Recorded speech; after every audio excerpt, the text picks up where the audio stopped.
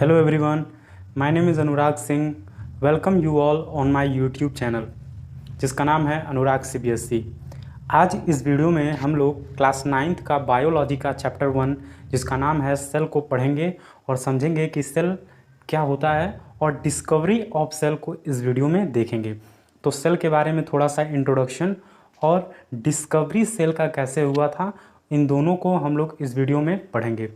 तो एक बेसिक सा डेफिनेशन है सेल का जो अक्सर क्लासेस में पढ़ाई जाती हैं, जिसको बोला जाता है the structural and functional unit of life, यानी कि जीवन की सबसे छोटी इकाई.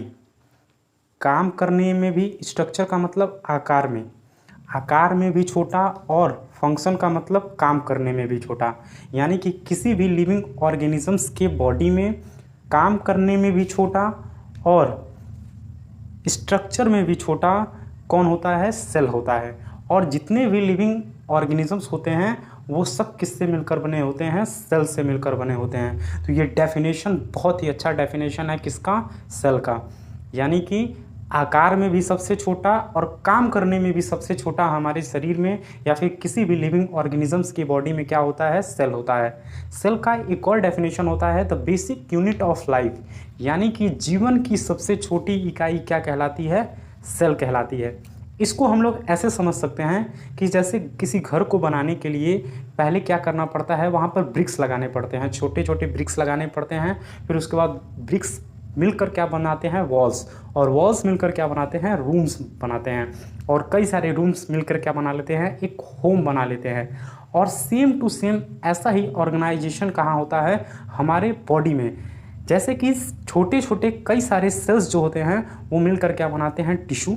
और टिश्यूज मिलकर क्या बनाते हैं? ऑर्गन. और ऑर्गन मिलकर क्या बनाते हैं? Organ system. और पूरे ऑर्गन सिस्टम से क्या बन जाता है? एक पूरा इतनी बड़ी बॉडी बन जाती है.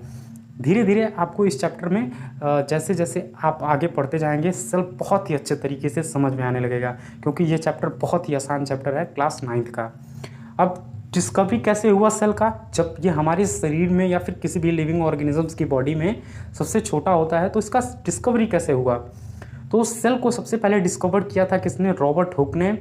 कॉर्क में. कॉर्क क्या होता है? लकड़ी का जो छाल होता है, जो लकड़ी के ऊपर जो छाल होती है उसको हम लोग कॉर्क ऑफ अ ट्री बोलते हैं. और उसके अंदर उन्होंने सेल्फ मेड माइक्रोस्कोप, अपने द्वारा बनाए गए हुए माइक्रोस्कोप में रॉबर्ट हुक ने 1665 में देखा था और डिस्कवरी किया था किसका? सेल का. जब उन्होंने डेड पार्ट में देखा था, प्लांट के कॉर्क में देखा था अपने द्वारा बनाए गए हुए माइक्रोस्कोप के नीचे उस लकड़ी के छाल को, तो उन्होंने देखा कि जो मधुमक्खी का छत्ता होता है उसके जैसा छोटे छोटे कंपार्टमेंट्स दिखाई दे रहे थे. और उनके देश में कंपार्टमेंट्स को सेल्यूला बोला जाता है या रूम बोला जाता है, इसीलिए उन्होंने उसको सेल नाम दे दिया.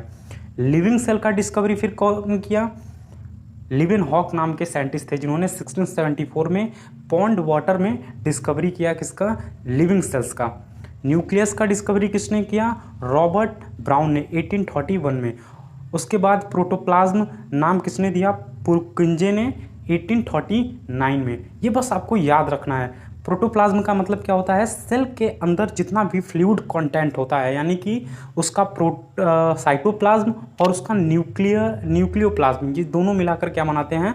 Protoplasm, fluid material of the cell. Next है उसके बाद सेल थ्योरी. सेल थ्योरी क्या कहती है? सेल थ्योरी में दो साइंटिस्ट थे, स्क्लैडिन और स्वान, जिन्होंने सेल थ्योरी को दिया था. सेल थ्योरी का मतलब क्या था?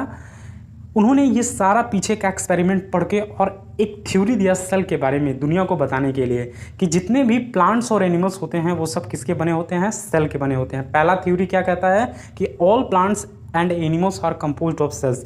जितने भी प्लांट्स और एनिमल्स होते हैं वो किससे बने होते हैं? सेल्स के मिलके बने होते हैं.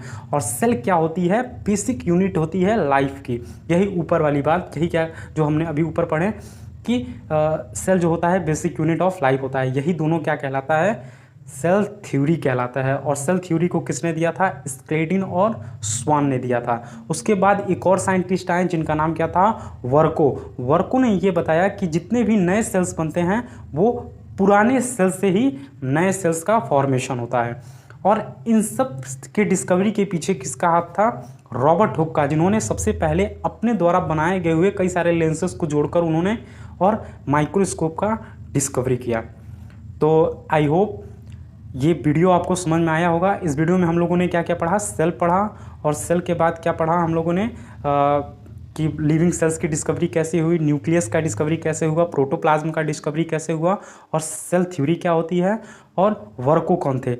तो आई होप आपको ये वीडियो बहुत ही अच्छे तरीके से समझ में आया होगा। मेरे इस वीडियो को लाइक करिए, मेरे इस चैनल को सब्सक्राइब करिए, और अपने उन सभी क्लास 9th के दोस्तों को बताइए और 10th के भी सभी बच्चों को बताइए जिनको बायोलॉजी का कॉन्सेप्ट बहुत ही ईजी वे में समझना हो। मैं ऐसे ही आगे वीडियो आपको बनाता रहूँगा। और नेक्स्ट वीडियो में हम लोग पढ़ेंगे किसके बारे में, कि सेल के टाइप्स कितने होते हैं और कितने तरह के ऑर्गेनिजम्स होते हैं सेल के बेसिस पे, और प्लाज्मा मेम्ब्रेन क्या होता है, सेल ऑर्गेनल्स क्या होते हैं, ये सब डिस्कस करेंगे हम लोग नेक्स्ट वीडियो में। तब तक के लिए जय हिंद, जय Bharat. Like, share and subscribe my channel, and please share this channel. Thank you. जय हिंद, जय भारत।